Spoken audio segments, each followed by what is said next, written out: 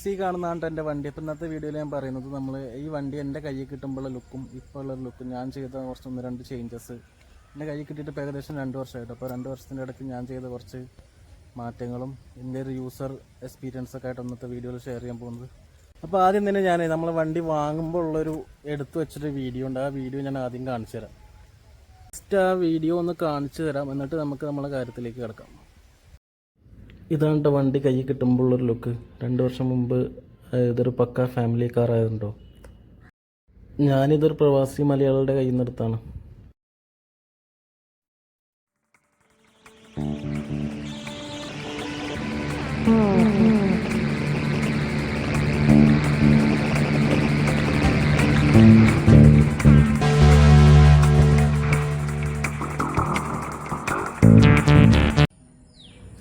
ഇതാണ് കേട്ടോ ഇപ്പോൾ ഉള്ളൊരു ലുക്ക്. ഇതിൽ ഞാൻ 1-2 ചേഞ്ചസ് വരുത്തിയിട്ടുണ്ട്. കാര്യമായിട്ടുള്ള വലിയ മോഡിഫിക്കേഷൻസ് ഒന്നും ഇല്ലെങ്കിലും കുറച്ച് ചെറിയ വർക്കുകൾ ചെയ്തിട്ടുണ്ട്. അപ്പോൾ ഓരോന്നായിട്ട് ഞാൻ എക്സ്പ്ലെയിൻ ചെയ്യാം.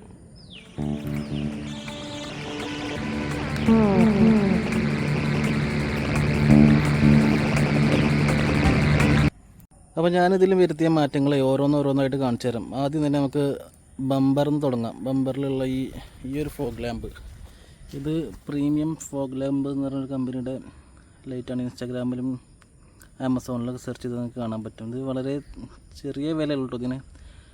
എനിക്ക് കിട്ടിയത് അറൗണ്ട് 700 2 പീസിനും കൂടി ചേർത്ത് 700 ആ റേഞ്ചിലാണ് എനിക്ക് കിട്ടിയത്.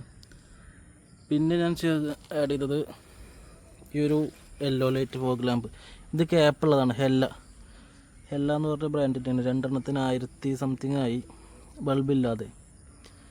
ഇത് ഞാൻ ഇടാൻ കാരണം 2 പ്രാവശ്യം ഞങ്ങൾ വാഗമണ്ണിൽ പോയ സമയത്ത് ഫോഗ് ഇറങ്ങിയിട്ട് ഒരു മണിക്കൂറോളം വണ്ടി നമുക്ക് ഓഫ് ചെയ്തിടേണ്ടി വന്നു, അനങ്ങാൻ പറ്റാതെ. ഇപ്പോൾ യെല്ലോ ലൈറ്റുള്ള വണ്ടികൾ മാത്രം എന്താ കൂടെ ഇങ്ങനെ മൂവ് ചെയ്യുന്നത് കണ്ടപ്പോൾ ഞാനിത് ഓരോ തവണ വാങ്ങിയിട്ടതാണ്. അപ്പോൾ അതിന് ശേഷം വലിയ കുഴപ്പമില്ല, വ്യത്യാസമുണ്ട്. പിന്നെ ഞാൻ ആഡ് ചെയ്ത കാര്യം ഈ ഒരു ഹോണാണ്. ഇത് പോളോൻ്റെ സൗണ്ട് വരുന്ന ഹോണാണ്. നോർമലുള്ള ഹോൺ തീരെ സൗണ്ട് കുറവാണ്, ചെറിയ ഹോണാണ്. അപ്പോൾ പിന്നെ അതങ്ങോട്ട് മാറ്റിക്കളഞ്ഞു. പിന്നെ ഈ സൈഡിലേക്ക് വരികയാണെങ്കിൽ ഞാൻ ആദ്യം ചെയ്ത വർക്ക് ഈ ഒരു സ്റ്റെപ്പാണ് കേട്ടോ. നമ്മൾ ബൊലേറോൻ്റെ വളരെ ബോറായിട്ടുള്ളൊരു കാര്യമാണ് ആ തൂങ്ങി നിൽക്കുന്ന സ്റ്റോക്കിൽ വരുന്നത്. അപ്പോൾ അതാദ്യം ഞാൻ എടുത്ത് മാറ്റി, എന്നിട്ട് ഇത് വെച്ചു. അതാകുമ്പോൾ നമുക്കൊരു ലുക്കിൽ നല്ല വ്യത്യാസം വരും. ഇതിപ്പോൾ പെയിൻറ്റ് ചെയ്യാനായിട്ടുണ്ട്, കുറച്ചായി, ഒരു വർഷത്തിൻ്റെ മുകളിലായി ഇത് ചെയ്തിട്ട്. പിന്നെ ചെയ്തത് ഈ ഒരു അലോയ് വീല്, എല്ലാ ടയറും 5 ടയറും അലോയ് വീല് മാറ്റി. എന്നിട്ട് ഇതിൽ കിടക്കുന്നത് ഇപ്പോൾ 235/75 R15 ആണ് ടയറിൻ്റെ പ്രൊഫൈൽ എടുക്കുന്നത്. നോർമൽ സ്റ്റോക്ക് വരുന്നത് 215 ആണ്. ഇതിട്ടപ്പോൾ ഒന്നും കൂടി ബൾജി ആയിട്ടുള്ള ലുക്ക് വന്നു, കുറച്ചും കൂടി ഒരു ബീസ്റ്റ് ലുക്ക് കിട്ടി. പിന്നെ എനിക്ക് ഒരുപാട് ടൈം എടുത്ത പണി എന്ന് പറയുന്നത് ഈ കാരിയർ മേക്കിംഗ് ആണ്. ഇത് ഞാൻ അറിയുന്ന ഒരാളെടുത്തു നിന്ന്, ഒരു വെൽഡർ, സാധാ വെൽഡർ, വണ്ടിപ്പണിയൊന്നും ചെയ്യുന്ന ആളല്ല. അപ്പോൾ അങ്ങനെ കൊണ്ട് ഞാൻ ഈ സാധനങ്ങളൊക്കെ വാങ്ങി. ഇതുപോലത്തെ ഫോട്ടോ എന്തൊക്കെയാണ് എനിക്ക് ചെയ്യേണ്ടതെന്നുള്ളതൊരു പേപ്പറിൽ വരച്ച് കാണിച്ചു കൊടുത്തു. അതിന് വേണ്ട സാധനങ്ങൾ വാങ്ങിയെടുത്തു. എന്നിട്ട് ഏകദേശം ഞങ്ങൾ അയാൾക്ക് ഡ്യൂട്ടി ടൈം കഴിഞ്ഞതിന് ശേഷം, എൻ്റെ ഡ്യൂട്ടി ടൈം കഴിഞ്ഞതിന് ശേഷം ഞങ്ങളൊരു ഡെയിലി 1-2 മണിക്കൂർ ഇരിക്കും. അങ്ങനെ ഒരു 10 ദിവസത്തോളം ഇരുന്നിട്ടുണ്ട്, 2-3 മാസത്തിൻ്റെ ഇടയ്ക്ക്. അങ്ങനെയാണ് ഇതിൻ്റെ വർക്ക് തീർത്തത്.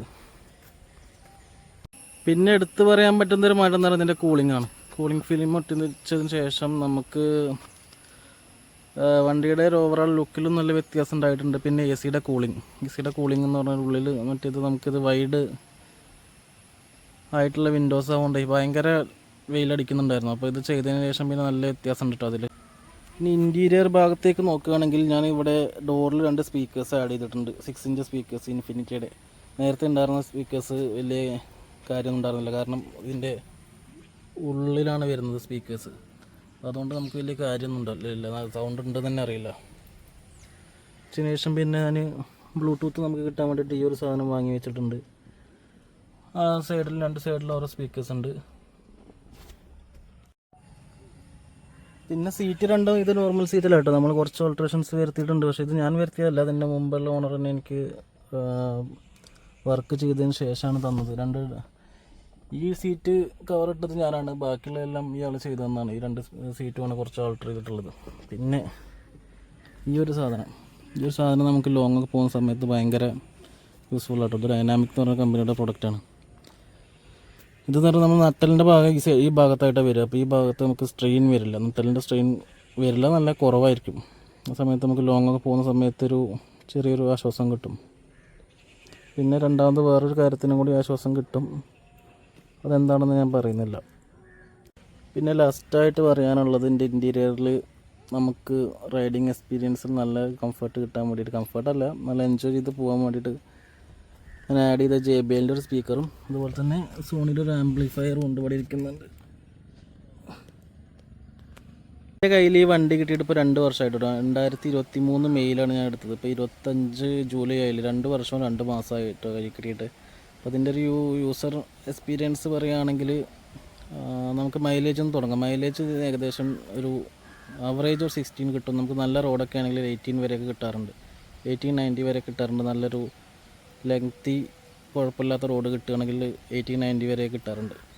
പിന്നെ ഇതിൻ്റെ മെയിൻ്റനൻസ് പറയുകയാണെങ്കിൽ ഇപ്പോൾ നമുക്ക് റെഗുലർ റണ്ണിങ് മെയിൻ്റനൻസ് ആയിട്ടുള്ള പിന്നെ റേഡിയേറ്ററിലെ വെള്ളം, അതേപോലെ പവർ സ്റ്റിയറിങ്ങിൻ്റെ fluid, brake fluid, engine oil, air filter, ഇതെല്ലാം കറക്റ്റ് സമയത്ത് ചെക്ക് ചെയ്ത് മാറിക്കൊടുക്കുക. പിന്നെ മെയിൻ്റനൻസ് കോസ്റ്റായിട്ട് കാര്യമായിട്ട് ഇപ്പോൾ വന്നതൊന്നും എനിക്കില്ല, ഈ റണ്ണിങ് മെയിൻ്റനൻസ് തന്നെ ഉള്ളൂ. പിന്നെ നമുക്ക് പറയാം സസ്പെൻഷൻ വർക്ക്, ബൊലേറോൻ്റെ നമ്മൾ ഇടയ്ക്കിടയ്ക്ക് ശ്രദ്ധിക്കേണ്ട കാര്യം ഈ ഒരു ഫ്രണ്ടിലെ 2 ടയറിൻ്റെ സസ്പെൻഷൻ്റെ ജോയിൻറ്റുകൾ കറക്റ്റ് സമയത്ത് മാറിക്കൊടുക്കുക എന്നുള്ളതാണ്. ഒരു തവണ ഞാൻ വഴി കിടന്നിട്ടുണ്ട്. അപ്പോൾ അത് വഴി കിടക്കാതെ നോക്കണമെന്നുണ്ടെങ്കിൽ ഈ ബോൾ ജോയിൻറ്റ് ഒരു 40,000 കിലോമീറ്റർ ആകുമ്പോൾ മാറണമെന്നാണ് പറയുന്നത്. അത് നമ്മളെ യൂസേജിനനുസരിച്ചിട്ട് നമ്മൾ മാറ്റി കൊടുക്കുക. ചിലപ്പോൾ 10,000 കിലോമീറ്റർ മാറേണ്ടായിരുന്നു. നമ്മൾ ഓഫ് റോഡൊക്കെ പോകുന്നുണ്ടെങ്കിൽ, ഒരുപാട് ഗട്ടറുള്ള റോഡിൽ സ്ഥിരമായിട്ട് യാത്ര ചെയ്യുന്നവരാണെങ്കിൽ അത് അതിൻ്റെ മുമ്പ് നമ്മൾ മാറിക്കൊടുക്കേണ്ടി വരും. പിന്നെ ഇപ്പോൾ ഇതിന് പറയുകയാണെങ്കിൽ നമുക്ക് സ്ഥിരമായിട്ട് ബൊലേറോക്കുള്ളൊരു കംപ്ലൈൻ്റാണ് തുരുമ്പിൻ്റെ കാര്യം. നമ്മളൊരു 2 വർഷം കൂടുമ്പോഴെങ്കിലും കറക്റ്റായിട്ട് ചെക്ക് ചെയ്യുക. എല്ലാം ഈ കാണുന്ന 2 വീലർച്ചും 2 ബമ്പറും ഹെഡ്ലൈറ്റും ബ്രേക്ക് ലൈറ്റും അഴിക്കുക. എന്നിട്ട് വേണ്ട ടച്ചപ്പ് കാര്യങ്ങൾ ചെയ്ത് കൊടുക്കുക. ഉള്ളിൽ ഫ്ലോർ മാറ്റ് ചെക്ക് ചെയ്യുക, കറക്റ്റായിട്ട് ചെയ്യുക. എനിക്കിപ്പോൾ ഞാൻ 2 വർഷമായി പാച്ച് വർക്ക് ചെയ്തിട്ട്. ഞാൻ വണ്ടി വാങ്ങുന്ന സമയത്ത് അയാൾ പാച്ച് ചെയ്തിട്ടാണ് എനിക്ക് തന്നത്. അപ്പോൾ അതിനുശേഷം തുരുമ്പായിട്ട് കാണുന്നത് ഈ ഒരു പോർഷനിൽ ജസ്റ്റ് ഒന്ന് സ്റ്റാർട്ട് ചെയ്തിട്ടുണ്ട്.